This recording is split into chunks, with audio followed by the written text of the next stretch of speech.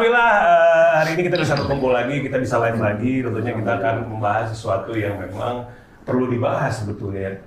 Setiap kali kita ngumpul seperti ini pasti ada sesuatu yang insya Allah bermanfaat untuk kita semua, bukan cuma untuk para subscriber semua, tapi juga untuk kita semua di sini. Amin. Amin ya Allah. Oke, Pak Ustadz, nih saya mau langsung aja ke pertanyaan pertama sama Pak Ustadz nih. Ini juga yang udah ditanyain sama banyak banget netizen di luar sana. Imam Mahdi katanya udah muncul, Pak Ustadz. Nah, Dari Pakistan lagi. Nah. Dari tanah kelahiran saya. oh ya? Iya. Kayaknya saudara Bener begitu itu. Kalau saya baca beberapa riwayat seputar hadis-hadis tentang akhir zaman gitu kan, kalau misalkan Imam Mahdi itu katanya kelahiran ditandai dengan gerhana bulan di bulan Ramadan sebanyak 2 kali. Nah, itu sudah terjadi di tahun 1981. Berarti udah tua dong. Pada waktu itu. Nah, jadi tahun ini pas 40 tahun katanya. Tahun ini? Tahun ini 2022. Jadi kalau akhirnya para ulama tuh sempat ragu katanya, kemudian di 1982 terjadi lagi untuk membuktikan katanya begitu. Jadi kalau dihitung-hitung Itu yang lahir malah yang kali panglimanya Panji Hitam kali. bisa jadi itu. Bisa jadi. Bisa jadi. Di umur itu ya? Kali. Kali deres. Nah, Pak Ustadz, Ya. kalau jadi ini lagi banyak istilahnya pro dan kontra lah sebetulnya mengenai Imam Mahdi ini gitu. Karena ini lagi rame banget. Sebetulnya videonya sih udah dari lama sebetulnya, dari 2015 bahwa sosok ini, orang ini gitu ya mengaku dimimpikan sampai ratusan kali tentang kejadian Dukhon. Ini mimpi aja gitu. Okay. Namanya, sebutannya namanya ya? Nggak apa-apa. Namanya Muhammad Qasim. Silakan Pak Ustadz mengenai Imam Mahdi sendiri dari sudut pandangnya Pak Ustadz sendiri. Kalau menurut saya ini feeling-feeling aja. Ya. Insya Allah Imam Mahdi sudah ada. Insya Allah sudah ada. Insya Allah. Kalau tidak salah beliau ada di Madinah, daerah Madinah. Insya Allah ya ini ya. Kemudian Imam Mahdi itu insya Allah sampai saat ini belum memunculkan dirinya. Jadi beliau dengan sangat rapi menutup dirinya sehingga tidak banyak orang yang tahu. Dan kalaupun beliau itu ada sesuatu, mimpi, bahwa dikatakan bahwa di mimpi itu umpamanya, ini saya hanya cerita umpama ya. Umpamanya kamu adalah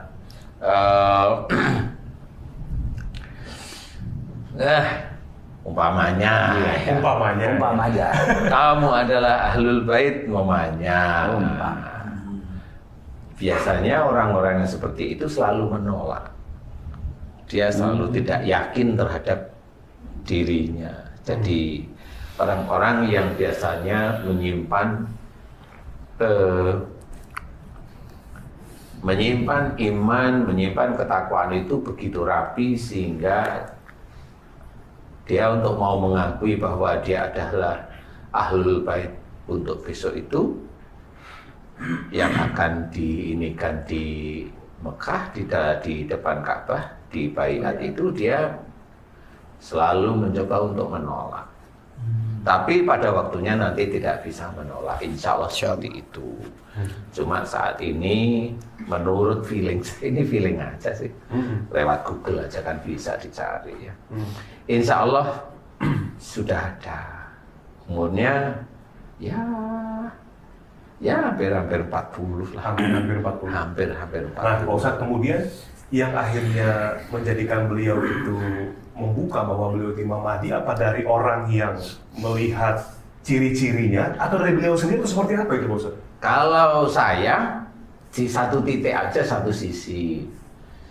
Ada seorang teman saya itu tiap kali bulan Ramadan itu ada sinar dari atas warnanya kuning keemasan, kuning emas tiap kali bulan Ramadan, dan itu satu hari di hari tertentu di bulan Ramadan di jam tertentu, biasanya itu di jam tertentu lah ya.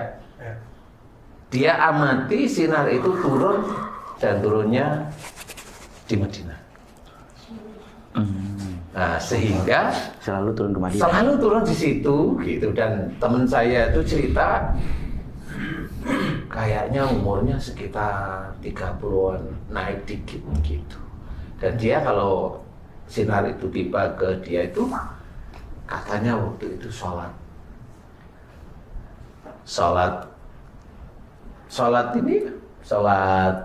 apa itu namanya? Sholat terawih. Saya terawih, pas sholat terawih selalu saya diceritain gitu, dan itu 3 tahun berturut-turut, 4 tahun ini selalu di situ. Jadi dan habis itu selesai.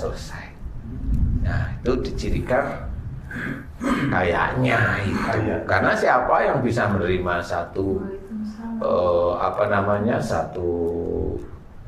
sesuatu yang nikmat itu sebegitu besar rahmatnya itu kan kita kan nggak mungkin.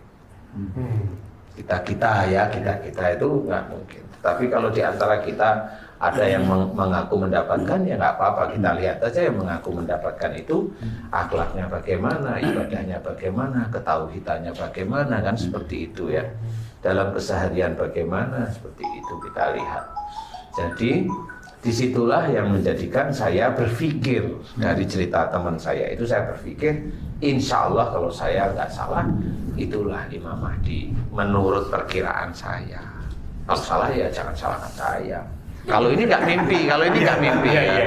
Ini jelas, dan teman saya itu hanya lihat satu. Tiap kali ini ngaji. Ya kalau ada hari-hari tertentu, dia bilang ganjil apa genap, malam ganjil persis. Jadi kalau momennya sekarang genap nih, malam Ramadan genap, gitu ya. Nah nanti udah masuk jam 12, jam setengah 1 atau jam 1. Nah itu biasanya turun. Tapi diganjil diganjil. Jadi nggak harus di awal, nggak harus di awal waktu ganjil gitu ya. Di awal waktu ganjil, benar. Di awal waktu ganjil, seperti itu. Ini gambaran dari teman saya. Dan teman saya pun saya rahasiain, nggak perlu diceritain. Gitu. Ustaz, ya. Apakah mungkin jin itu bisa menyerupai Imam Mahdi? Insya Allah nggak bisa ya. Nggak bisa ya? Nggak bisa. Yang bisa diserupai itu ya orang-orang biasa sebenarnya. Tapi kalau jin menyerupai, enggak ya, menurut saya enggak. Karena pada saat teman saya itu mau turunnya itu, dia waktu itu memang waktu baca Quran, memang dia baca Quran, kemudian sayup-sayup dia mendengarkan pujian pada Allah Ta'ala. Apa, saya tanya pujiannya? Pujiannya ya itu aja biasa, subhanallah walhamdulillah wala ilaha illallah wallahu akbar. Tapi nggak satu, katanya seluruh langit itu bunyi. Jadi dia itu kayak dengung, awalnya dengung biasa, tapi agak mulai jelas-jelasin, oh ini muji Allah, mulai dia diam. Dia selesai nutup, kemudian dia coba berdoa pada Allah Ta'ala. Nah berdoa, kemudian ada memang di langit itu ada kuning kemasan, langit. Langitnya itu menurut dia kuning kemasan, kemudian ada kayak sinar. Iya itu sinar, sinar. Kemudian kayak ada yang mau turun gitu, apa namanya ya? Kayak lampu bukan kayak lampu sorot, kayak benda, dia bilang. Maaf ya, kayak kalau tahu pelembungan apa pelembungan itu? Gelembung. Bukan. Balon diisi air nggak penuh, kemudian itu kalau dipegang ujungnya itu kan nggelantung gitu ya. Mirip itu. Warnanya jadi antara flat ini, kemudian ada set gelantung. Nah itu flat lagi satu. Habis itu terus suara itu semakin kenceng, katanya dia karena beberapa kali suara itu semakin kenceng itu turun terus.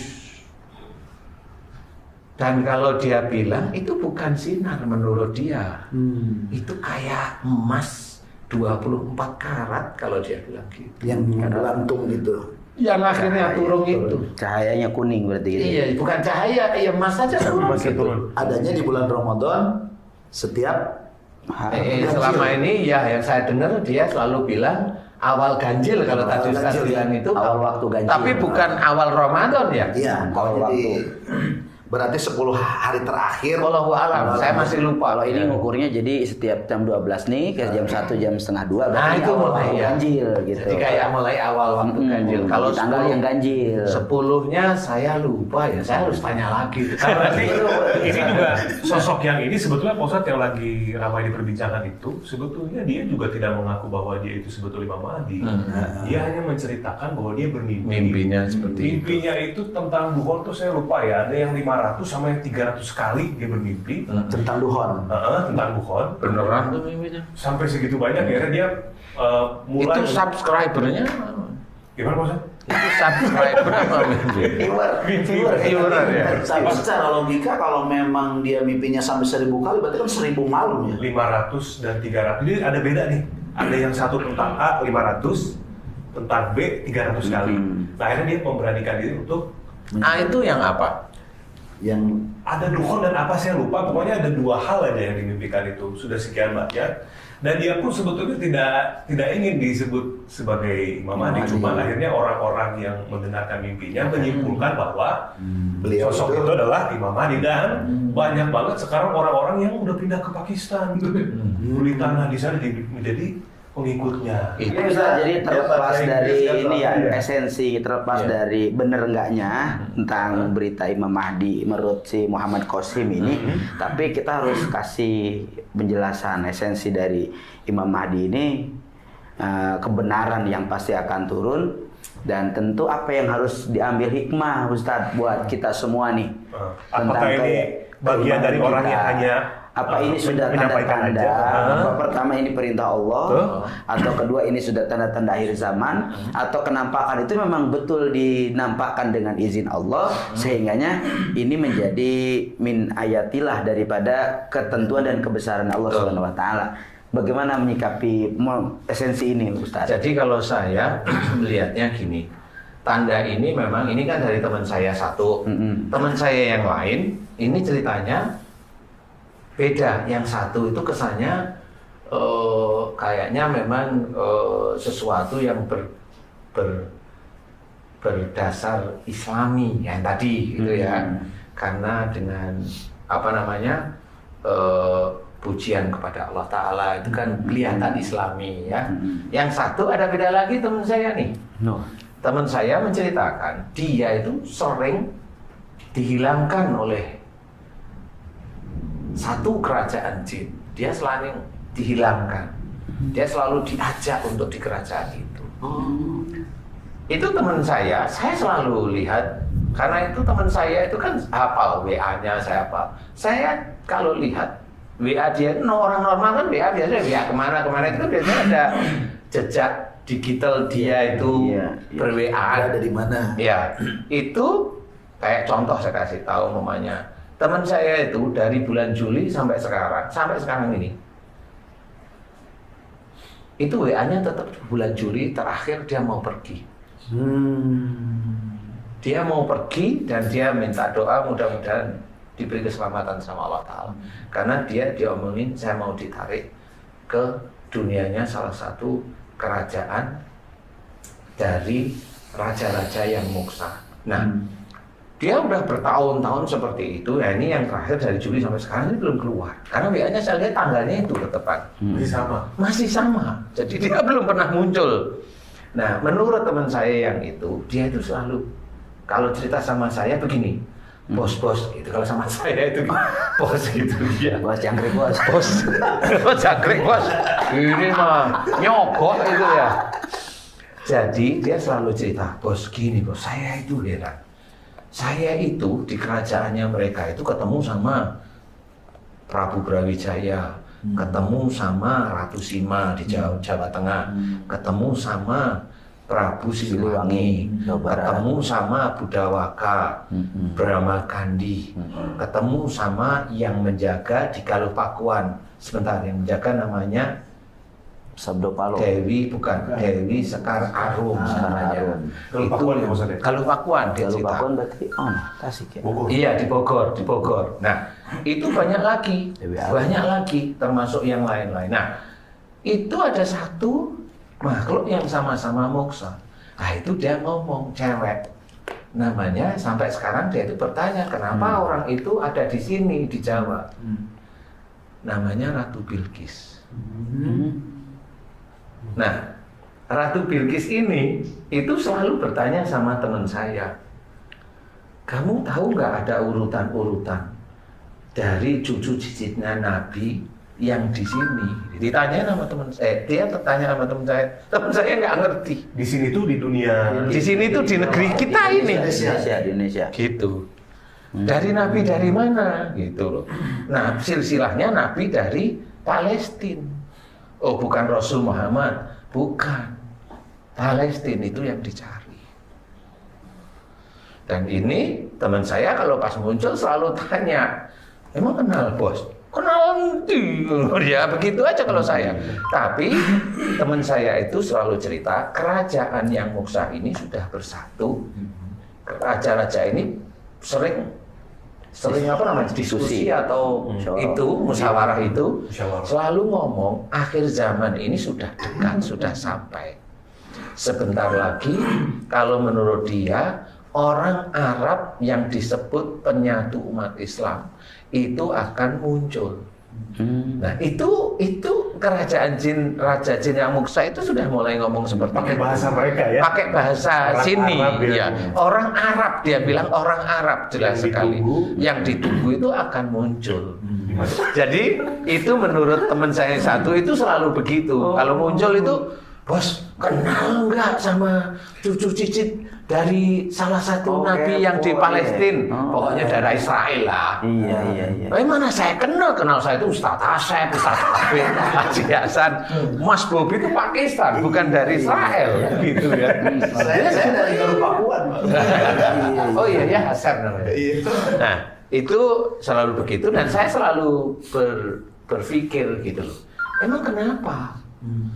Nah itu ada rumor-rumor di antara itu raja-raja jin yang moksa itu kayaknya memang ada sesuatu yang dicari di khususnya di tanah Jawa, khususnya dia bilang di tanah Jawa. Ya. Ada hubungannya dengan tadi yang di Arab tadi itu ya, Iya gitu, ada hubungannya yang di Arab tadi. Si raja jin itu pernah ditanyain gini, loh kamu itu kan ngomongnya itu kan nggak salah ke Brawijaya ya, Gusti Prabu, jenengan itu kamu maksudnya di bahasa halus. Jenengan itu kan bisa melihat manusia. Loh kenapa malah tanya sama saya kan gitu. Nah, Prabu Brawijaya dan juga yang lain-lain tuh ngomong dan ngomongnya sama. Si orang yang dicari Ratu Bilqis itu kita nggak bisa lihat.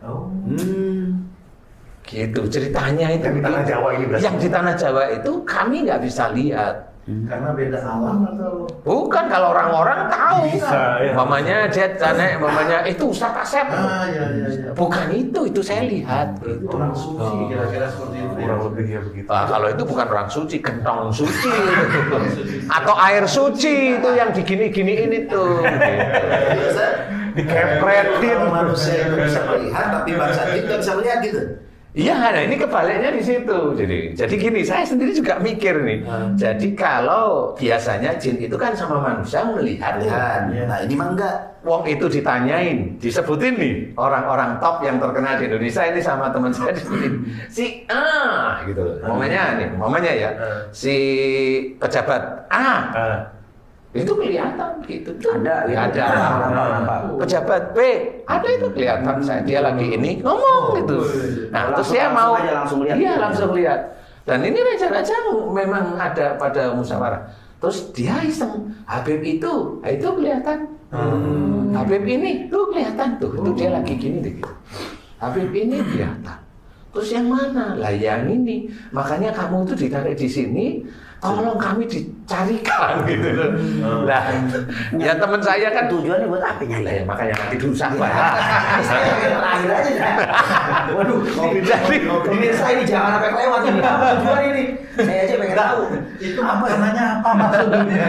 Jadi teman saya itu sempat bertanya, loh Gusti, Iya. itu Lah itu bangsa-bangsa jin itu kan bisa melihat manusia. Lah kalau Gusti itu nggak bisa melihat dia, lah saya manusia ini terus bisa apa gitu? Kayak kenal ya belum tahu ini. Kayaknya ini memang ada deket-deket sama kamu, tapi kami nggak ngerti. Keluhnya apa Pak? Keluhnya deket-deket sama kamu gitu. Sama kamu. Tapi teman saya juga nggak ngerti, bos ini siapa? Ya aku juga nggak ngerti. Kalau dari Palestina atau dari Israel, hidung saya pesek. Mas Bobi yang masuk. Suka movie sebenarnya. Pakistan itu. Jelas nggak? Saya lahir di klinik bahagia. Turun temurun aja udah jauh. Berarti gini. Saat. Saya itu sempat mikir bercandaan sama teman saya gini. Ini kalau memang dia itu urusannya itu dengan salah satu nabi yang ada di Israel. Ini pasti ini kan terah-terahnya ya Rudi ini. Iya. Pasti ini cerdas banget ini. Kan gitu ya. Dia bisa menghilang kali. Hebat. Ya kalau saya mikirnya itu karena ini kayaknya memang sudah dekat-dekat dengan Tuhan. Berarti Pak Ustadz dari yang sedang dibicarakan oleh Raja-Raja Jin itu ada dua berarti. Satu sosok yang di Jawa ini, satu lagi yang di Tanah Arab tadi. Kalau yang di Tanah Arab, dia sudah ngerti. Jadi kayak sudah ada keputusan, dia ngerti. Lihat nggak seperti dia melihat yang Tanah Jawa itu? Nggak lihat juga, tapi ada tandanya yang jelas bahwa ini mau keluar, gitu loh. Jadi dia juga di Tanah Jawa ngomong orangnya itu ada di Jawa. Ciri-cirinya. Ciri-cirinya ya nggak tahu, dia nggak bisa lihat. Kalau saya Balkis mah tahu gitu. kalau Balkis Ciri-cirinya ya dia. mungkin ya. Besok tak panggil ya. Tak WA bisa nggak ya dia ya? Berarti kalau dari Ratu Balkis berarti ada hubungannya dengan Nabi Sulaiman apa turunannya? Walau alam saya nggak ngerti kali ya. Ini kaitan antara Imam Mahdi dengan yang ada di Tanah Jawa. Ini akan saling mendukung untuk menyelamatkan dunia atau gimana tuh keadaannya? Iya. Gimana tuh? Ya, Sebentar. Ini pertanyaan bagus sekali. Kayaknya saya belum tanya yang itu. Ada korelasi apa? Karena sehingga dicari gitu. karena teman saya itu masih di sana. Itu makanannya gimana di dalam? Katanya nggak makan. Katanya emang nggak makan. Jadi kalau udah keluar aja dia langsung, bos aku udah ada gitu. WA aja langsung ke saya. Nomor 1 yang di WA itu saya. Jadi keluarganya malah enggak. Nah, saya kebayang datang pasti nyari konter HP dulu dia kan pasti kuotanya udah nggak luas. Itu pernah. Saya itu ketawa gitu. Dia itu mau berangkat tuh lupa HP-nya itu ditancap. Dicas. Dia masuk ke gimana ke dunianya itu sekitar 1 tahun. Itu dia balik itu HP-nya meleduk. Lupanya Overcharge. Jadi dia langsung cari HP temennya, dia langsung WA ke saya, bos tolong beliin HP. Iki nomornya siapa? Kowe sopo? Saya bilang gitu. Aku iki bos. Iyalah ya tak kirim lewat diki itu gua ya. Piro HP-nya ya begitu. Selesai langsung ngekek itu. Apa namanya ini? Video call itu ngekek. Lah ngopo ya? Lah aku ki lupa nancepin jeblok.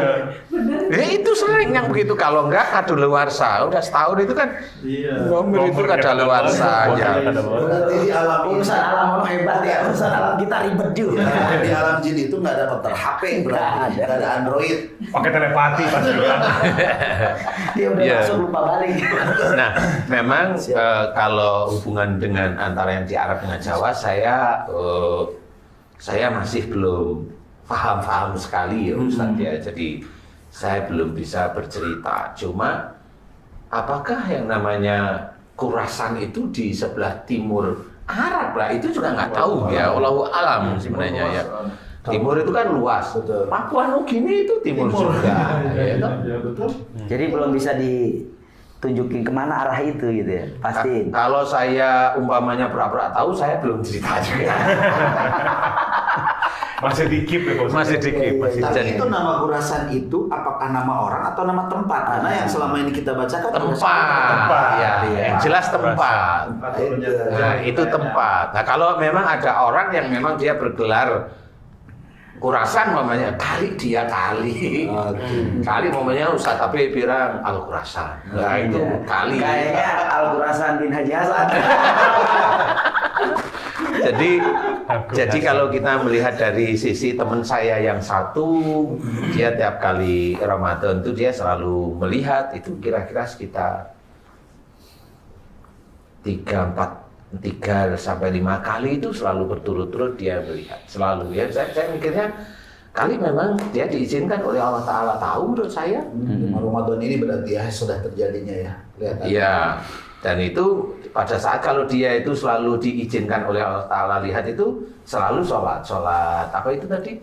Sholat tarawih. Ya, jadi jam kalau jam sini sih katanya jam 1 atau setengah 2 wallahu alam ya. Oh iya, di sana Isya. Saya hanya mengingat-ingat beliau cerita aja. Oh iya ya. Tapi selalu dia selalu bilang gitu. Ngerti nggak Ustaz? Aku kurang ini ya, kali kalau saya harus belajar, kali saya harus butuh waktu untuk mempelajari itu. Nah, tapi di sisi lain, teman saya yang hilang itu sudah 4-5 tahun itu selalu begitu dia itu. Bolak-balik gitu. Pak Ustadz, itu raja-raja moksa dengan ratu Balkis itu bisa ketemu apa? Kan sama-sama moksa. Nah, ini Ustaz Asep aja tanya coba. Satu level. Iya. Oh. Kuburannya Ratu Balkis ada nggak? Nggak ada. Bener nggak ada. Ya Jiasan. Menghilang aja. Ada nggak Jiasan? Hah? Menghilang. Oh nggak ada. Berarti satu level. Iya, memang ada. Saya pernah dengar nih dari makhluk Allah yang beda. Ini saya pernah dengar nih ya, tapi dari orang lain nih. Saya pernah dengar. Itu ada cerita pada saat Ratu Balkis itu dengan Nabi Sulaiman, habis itu terus ceritanya nggak ada. Ya, jadi bukan meninggal, putus ceritanya. Sehingga makanya saya tanya sama Ustaz Asep, Haji Hasan yang memang sudah hobinya Haji Hasan itu kan ke kuburan-kuburan. Baik, reparasi nisan. Ngukur. Ada bisnis di Sama ngecek nama. Kita ke kuburan itu untuk melakukan apa namanya ya perenungan. Ya, kita Haji Hasan ngukur kau. atau nyari cincin. Cari Kris. Jadi Jadi selain ya. selain yang dibahas dua sosok tadi ya di tanah Jawa dengan di Arab itu, Pak Ustadz, di kerajaan itu sendiri sering nggak sih Pak Ustadz membahas tentang Dajjal sebetulnya? kalau Dajjal itu mereka nggak pernah tahu kayaknya. Tapi saya pernah dengar nih. Si teman saya itu cerita, mereka itu sudah mulai menyatukan diri. Jadi gini, ada yang lucu ya Sofi. Jadi Prabu Brawijaya itu sama Prabu Siliwangi sama yang Galuh Pakuan itu ngobrol aja santai. Jadi sudah nggak ada musuhan kayak orang Jawa dengan orang Jawa Barat itu. Justru malah di yang real life kita Itu yang ini iya sampai seperti itu gitu. Jadi gini ceritanya. Saya pernah dengar nih teman saya itu cerita bahwa Raja ini khususnya yang Prabu Brawijaya itu bicara, kami menyatukan diri semua raja-raja di Nuswantara. Nah dia bilang gitu, Nuswan dia bilang. Nusantara, Nuswantara bos. Oh iya emang zaman dulu namanya itu gitu. Iya Ci ya. Kalau sekarang IKN.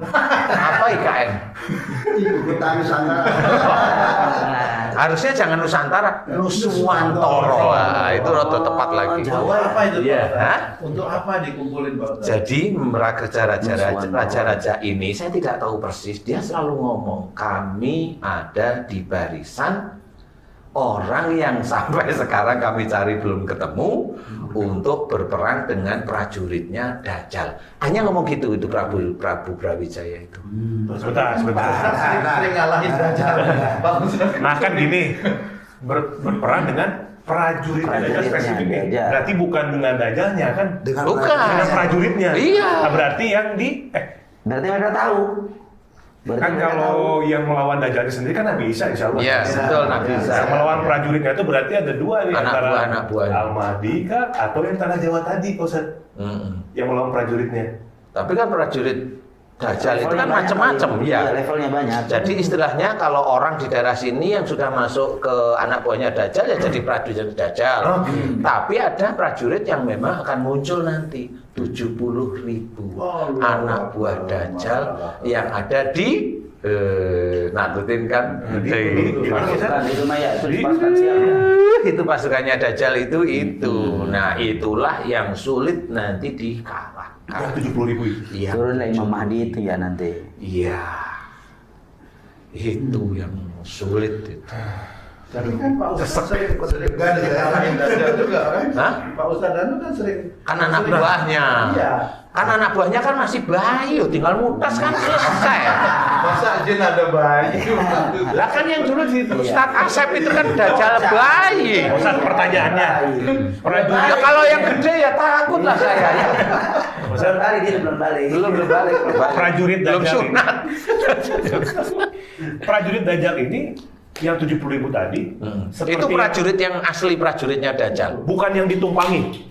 Beda lagi kayak. Kalau yang selama ini kita temuin kan yang ditumpangi. Feeling saya itu yang ya itu yang level bawah itu ditumpangi. Yang itu enggak, itu prajurit asli. Bukannya Yajud Majud Pak Ustadz? Bukan prajurit Dajjal. Ya Yajud Majud itu kan nanti Beda setelah Dajjal. Oh, Dajjal dulu berarti? Dajjal dulu karena dia lahir duluan. Baru YM ya? Ya, baru apa? YM. Oh kayaknya pernah dengar. Yajud Majud. Ya itu maksudnya. Oh ya jangan disingkat sih. Pakai persepsi. Persepsi juga Yajud. Aduh. Nah, kemudian Pak Ustaz, dengan 70.000 tadi, itu kan sangat Momentum apa, bagaimana? Ya, banyak banget itu. Nah itu apakah tersebar di seluruh dunia ataukah dia hanya berfokus di satu tempat, misalkan di Arab saja untuk menguasai Arab. Kemudian nanti yang di Tanah Jawa ini Ada lagi gitu? kita melawan di sana atau misalkan orang di Tanah Jawa ini Saya nggak ikut-ikut. Kita lawan aja sendiri. Saya nggak ikut-ikut. maksudnya sosok yang Bukan. Oh belum. Saya nggak ikut apa ya? Menjiwai banget. Kita. Ini nih mau pipis nih saya bilang kita ini langsung. Aduh. Ngelawan nyamuk aja masih susah. Iya benar, makanya kenapa jadi kita. Iya. Sosok di Tanah Jawa ini kesana membawa pasukannya juga atau seperti apa kira-kira? Nah ini pertanyaan bagus. Kayaknya saya belum tahu. Kalau saya mau tahu itu Berapa satu tempat dulu Ustaz? saya belum tahu beneran ya Ustaz. Jadi kayaknya kalau memang informasi itu saya harus pergi deh saya harus ke Arab depan Ka'bah, harus mohon kepada Allah Ta'ala gimana saya juga nggak tahu nanti ya. Nah ini kisi-kisinya Tapi kayak petunjuk yang Ustaz dapat gimana? Yang mana tadi? Yang apa itu yang 70.000 itu tersebar? Atau emang di satu tempat feeling aja ini mah? Saya sih mendengarnya masih di 70.000 itu. Itulah yang sulit dikalahkan. Hanya itu dulu. Ada udah sekarang? Belum. Oh belum. Ya belum. Imam lawan ya. Oh ada juga jiper juga. Ibu mah wah jasan kreatif loh. mau daftar. Ya, soalnya kemarin udah pesen tapel. Mau disopet. Siapa tahu di antara 70.000 itu ada orang IT. Balikin Itu akun. yang retas ya kan. Karena salah satunya ada salah satu ciri. Nah, ini bocoran ya, insya Allah ya, bocoran. Penting ya. 70.000 pasukan itu nanti akan dikalahkan dengan salah satu jenis pedang. Jenis ya, salah satu jenis pedang. Di mana pedang itu yang dulu zamannya salah satu pejuang Islam itu yang bisa membelah baju zirah. Oh, Salahuddin ya. Siapa namanya? Al-Ayyubi. Al-Ayyubi. Itu bocorannya begitu. Pedang Damaskus. Gusolah. Ya. Jadi nggak mungkin pakai dog. Kayak cutter. Pedang itu di mana sekarang? Nggak tahu, sayanya dapat bocorannya itu gitu. Jadi salah satunya yang bisa mengalahkan itu. Apakah nanti Al-Mahdi itu membawa pedang itu, saya nggak ngerti. Justru bukan pedangnya Rasul Pak Ustadz ya, yang dibawa Ali dan dibuang ke laut. Ceritanya seperti itu. Wallahu alam ya, nggak tahu juga. Tapi ini kan masih mereka-reka. Cuma saya kok dapat bocorannya seperti itu. Gitu kalau salah satu pedang itu bisa membelah baju zirah. Gitu. Padahal selama ini baju zirah itu memang nggak bisa dibelah pedang. Ustaz, ciri-ciri Dajjal secara kasat mata kelihatan itu apakah seperti manusia biasa atau modelnya banyak apanya atau gimana tuh Dajjal? Nah kalau yang ini nanti periode berikutnya, tema berikutnya. Kita sudah 30 menit lebih. Oke. Kita tutup dulu. Penasaran sama raja-raja Moksa itu. Bener sama. Bagaimana beliau-beliau itu bisa membantu seseorang yang masih hidup di zaman sekarang? Ini kan berarti akan Ada korelasinya. Iya. Kayaknya itu hubungannya dengan Ya'juj Dengan Ya'juj Ma'juj. Jadi yang Moksa itu bukan hanya raja-raja, channel Ustaz Bagus. Ini namanya memproklamirkan. Padahal Ustaz Asep juga bablas. sudah Moksa lebih dulu. Sudah Moksa duluan. Ustaz Asep Moksa duluan ya. Iya, ini emang jurunya emang. Ini makin penasaran aja nih. Di penasaran jadi panas dingin loh yang mau dengan film. Jadi kebetulan Oke. Bikin penasaran benar. Nanti kita akan lanjut lagi. Tadi masalah yang Ya'juj Ma'juj, kemudian juga permasalahan keterkaitan Raja Moksa dengan Ya'juj Ma'juj dan juga Ratu Balkis. Beliau-beliau itu Betul sekali. membawa sesuatu kah kan kita perlu korek. Perlu korek banget itu. Next videonya ya teman-teman. Terima kasih Pak Ustadz Danu. Luar biasa. Alhamdulillah. Terima kasih Patung, terima kasih Pak Ustadz, terima kasih Sandi, terima kasih. Siap. Semuanya kita lanjut lagi di video selanjutnya tentang seputar Dukhon. Terima kasih, mudah-mudahan bermanfaat. Assalamualaikum warahmatullahi wabarakatuh. Waalaikumsalam. Jangan lupa subscribe, share, and like. Itu dia. Semua channel.